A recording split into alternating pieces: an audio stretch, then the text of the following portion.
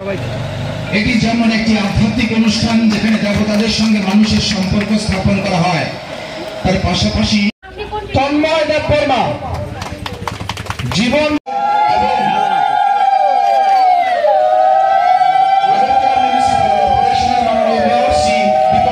উপস্থিত সমস্ত অতিথিদের এক এক করে বরণ করে নেওয়া হচ্ছে। অতুল সরকার, ওকে, থ্যাংক ইউ। এদিকে তুই জানিস বাবা।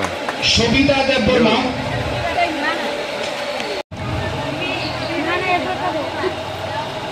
পম্পি দেববর্মা,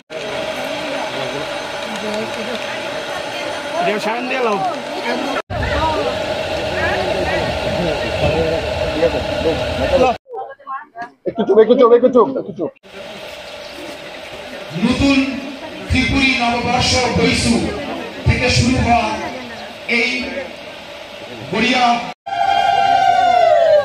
ত্রিপুরা সরকার ইতিমধ্যে উৎসবকে প্রচার করার জন্য বিভিন্ন পদক্ষেপ নিয়েছে। আজকে আগরতলায় কৃষ্ণনগর নাজিরপুকুর পাড়ে তাদের পূজা কমিটির উদ্যোগে শ্রী শ্রী বাবা গড়িয়া পূজার আয়োজন করা হয়েছে। এটা অনেক প্রাচীনতম পুজো। এই এলাকায় প্রায় শতাধিক বছর ধরে গড়িয়া বাবা পূজা করা হচ্ছে। তো আমি প্রথমেই পুজো উদ্যোক্তা যারা এই এলাকায় বসবাস করেন এবং যারা উদ্যোগ গ্রহণ করেছেন তাদেরকে অনেক অনেক আজকের এই গড়িয়া বাবা পূজা শুভেচ্ছা ধন্যবাদ জানাই। পাশাপাশি শহরবাসী সহ রাজ্যবাসীর কাছেও আমার ধন্যবাদ সঙ্গে সঙ্গে শুভেচ্ছার সঙ্গে সঙ্গে আমার গড়িয়া বাবার কাছে প্রার্থনা যাতে সবাই সুখ সমৃদ্ধি বৃদ্ধি পায়, সবাই শান্তিতে বসবাস করতে পারি, যেভাবে আমরা আমাদের যে পরম্পরা রাজ্যের যে ঐতিহ্য সেভাবে আমরা যাতে থাকতে পারি।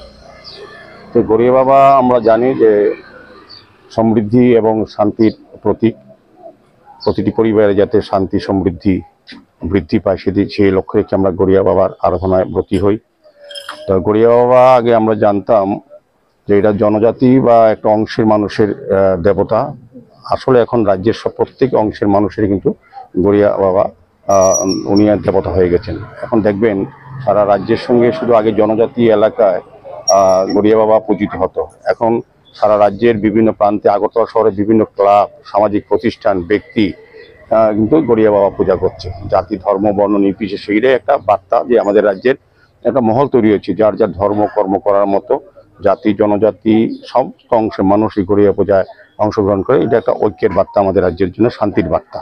তো আমার আজকের এই শুভ দিনে বাবা গড়িয়া গাছে প্রার্থনা থাকবে আমাদের রাজ্যে যে পরম্পরা যে ঐতিহ্য জাতি ধর্ম বর্ণ সে আমরা সমস্ত পূজা অংশগ্রহণ করি, প্রত্যেকটি জাতি অংশের মানুষ, সেটা যাতে বজায় থাকে, সেটা যাতে আরো সমৃদ্ধ হয় এবং রাজ্যে যাতে স্থায়ী শান্তি যেটা প্রতিষ্ঠিত যাতে আরো ত্বরান্বিত হয় এবং সকল অংশের মানুষের সুখ সমৃদ্ধি যাতে বৃদ্ধি পায়। আবারও আমি এই এলাকা সহ যারা পুজো উদ্যোক্তা তাদেরকে অনেক অনেক শুভেচ্ছা ধন্যবাদ জানাই আজকের এই গড়িয়া বাবা পূজা উৎসব।